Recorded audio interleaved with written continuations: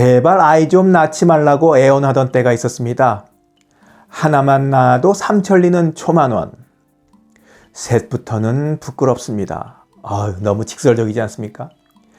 그 당시 임산부가 길을 걷다가 이런 포스터를 마주쳤다면 기분이 어땠을까요? 한 나라가 현재 인구 수준을 유지하려면 합계 출산율이 2.1명은 되어야 한다고 합니다. 그래서 이를 대체 출산율이라고도 부르죠. 올해 10명이 돌아가셨다면 그만큼 10명의 아기가 태어나 인구가 대체되니까 말입니다. 그런데 세계에서 합계 출산율이 가장 낮은 한국은 2023년 말 기준으로 0.72명으로 인구를 유지하기 위한 출산율의 3분의 1에 불과합니다. 숫자로 표기되어 있으니 심각성이 피부에 와닿지 않고 그냥 그런가 보다 하실 수 있는데, 남녀 둘이 결혼해서 자녀 한 명을 낳을까 말까 한다는 것은 보통 심각한 것이 아닙니다. 이렇게 해서 한 세대만 지나면 인구가 절반 이상 싹둑싹둑하고 줄어드는 거거든요. 이제 우리나라 인구 피라미드가 왜 이 모양으로 변하고 있는지 이해되셨으리라 믿습니다. 해외에서는 이러다가 지도에서 아예 대한민국이라는 나라가 사라질 거라며 어쩌다 나라 꼴이 저렇게 되었나 하는 우려의 눈으로 쳐다보지만 우리는 제대로 된 대책 하나 내놓고 있지를 못합니다. 기껏 한다는 것이 애 나오면 돈 줄게, 대출금 늘려줄게 하는 게 전부입니다.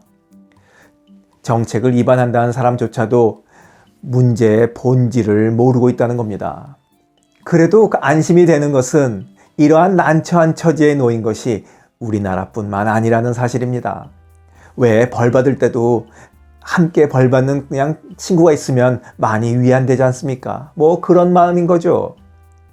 합계 출산율이 0점대로 떨어진 우리들의 친구 국가는 0.77명의 홍콩, 0.87명의 대만, 그리고 0.97의 싱가포르입니다. 우리보다 심한 나라는 없어요. 하지만 모두 다 0점대로 떨어져서 사회적으로 큰 논란이 일고 있는 나라들입니다. 서로 어깨동무하고 사이좋게 국가 소멸의 길로 뛰어가고 있는 이 네 국가들은 동남아시아에 자리 잡고 있다는 것 외에도 다른 공통점들이 있습니다. 과연 무엇이 이 나라 청년들을 결혼도 못하게 하고 애를 낳을 수도 없도록 만드는 걸까요? 이 네 나라의 공통점, 첫 번째는 높은 인구 밀도와 극심한 도시 집중입니다. 싱가포르와 홍콩은 도시국가죠.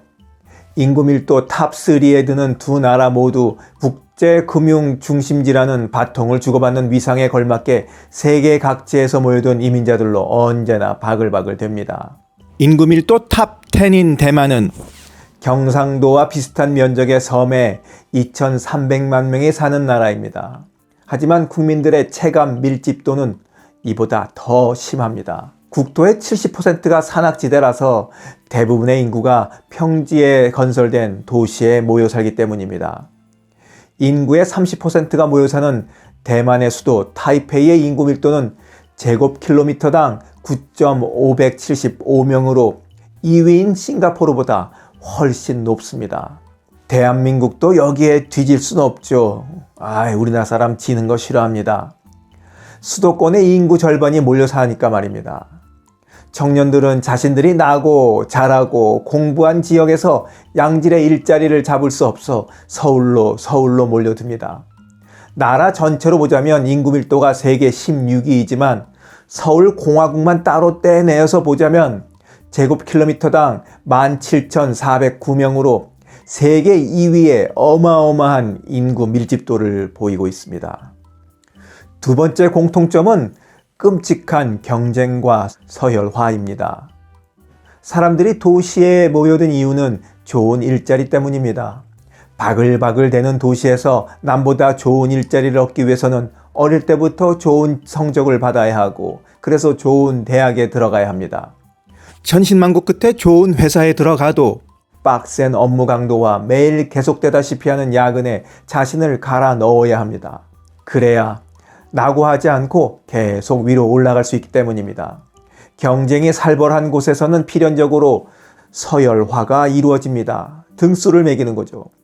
대한민국은 스카이, 홍콩은 홍콩대학, 대만은 국립대만대학, 싱가포르는 국립싱가포르대학을 정점으로 서열화가 이루어져 있습니다. 이뿐만 아니라 취업을 목표로 하는 기업들도 모두 순위를 매겨 줄 세워져 있죠. 이런 서열화의 끝에는 성공과 실패에 대한 극단적인 이분법이 남게 됩니다. 인류대학, 인류기업에 들어간 0.1%는 성공한 자로, 그 속에 끼지 못한 99.9%는 실패자로 보는 왜곡된 인식이 널리 자리 잡게 되는 거죠. 우리나라의 경우 전체 기업의 99.9%가 중소기업인데 대기업 다니는 사람만 우쭈쭈쭈 해주니까 청년들이 취업 재수, 삼수를 한이 있더라도 중소기업에 가지 않으려고 합니다. 왜냐하면 중소기업에 다닌다고 하는 것보다 차라리 취업 삼수생이라고 말하는 편이 훨씬 낫다고 생각하기 때문입니다. 더 우스운 것은 대기업에 다니는 사람들 사이에서도 열패감이 존재한다는 겁니다. 삼성에 들어가지 못했기 때문에 오랜 동안, 아니 어쩌면 평생 실패감에 시달리며 지내게 될 수도 있거든요. 이런 경쟁 속에서 살아온 청년들이 행복하게 느낄까요? 자식을 낳으면 이런 경쟁 속에서 자신들의 부모가 해줬던 것처럼 자기 자식의 성공을 위해서 모든 것을 해줄 수 있다고 생각이 들까 말입니다. 청년들은 자신들의 부모처럼 해줄 능력도, 자신감도, 그리고 그럴 의사도 없습니다. 그러니 애를 낳지 말아야겠다 하는 견적이 탁 나오는 거죠. 그리고 이 5나라 모두 과거제 전통으로 인한 학력주의와 사회적 성취를 중시하는 입신양명 문화, 그리고 삶의 만족도보다 근면성실을 강조하는 사회 분위기가 뿌리박혀 있다는 것도 공통점입니다. 세 번째 공통점은 높은 집값입니다. 다른 곳을 말할 필요도 없이 극단적으로 높은 집값의 대명사 홍콩만 봐도 그렇습니다. 홍콩 영화에서 많이 봤듯이 상당수 국민들이 고작 2-3평 하는 닭장 아파트에서 살 정도입니다. 그런데 이게 남의 나라 이야기만으로 남지 않을 것이란 불길한 조짐이 한국에서도 일어나고 있다는 데 문제가 있습니다. 보기만 해도 숨이 턱턱 막히는 용적률 600%의 송파 아파트, 용적률 991%의 청량리 아파트를 보면 서울도 곧 홍콩처럼 되려나 보다 하는 생각이 나지 않을 수가 없습니다. 더욱 놀라운 것은 이런 닭장 아파트의 가격이 15억, 16억 한다는 겁니다. 그러니 청년들이 절망할 수밖에 없는 거죠. 네 번째 공통점은 혼외 출산을 금기시하는 유교 문화에 있습니다. 서구권 국가들에서는 동거가 결혼으로 가는 한 과정으로서 지극히 자연스러운 일이 되었습니다. 사실혼의 배우자에게도 법적 권리를 인정해 주죠. 그렇다고 해서 이들이 문란하게 사는 것은 절대 아닙니다. 그들은 결혼식만 안 올렸을 뿐 가정을 꾸렸다고 생각하거든요. 더구나 이웃의 쑥덕거림이나 손가락질도 없습니다.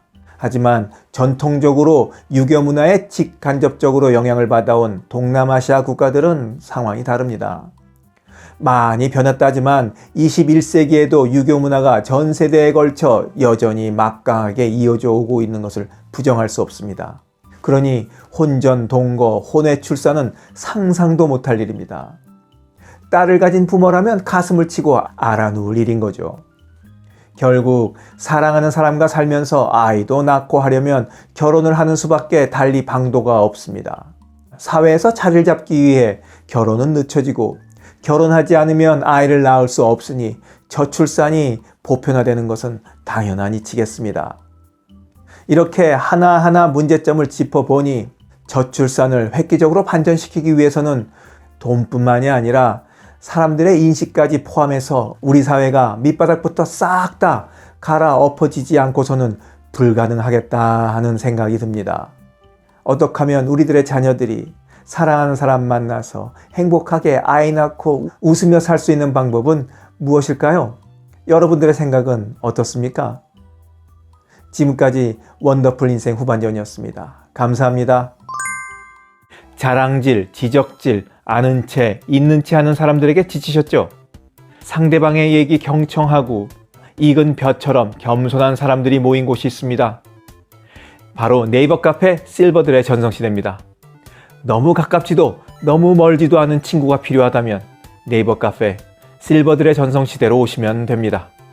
아래 댓글란 맨 위에 초대글을 올려놓을 테니까 클릭하고 들어오시면 아주 간단하게 회원가입이 됩니다.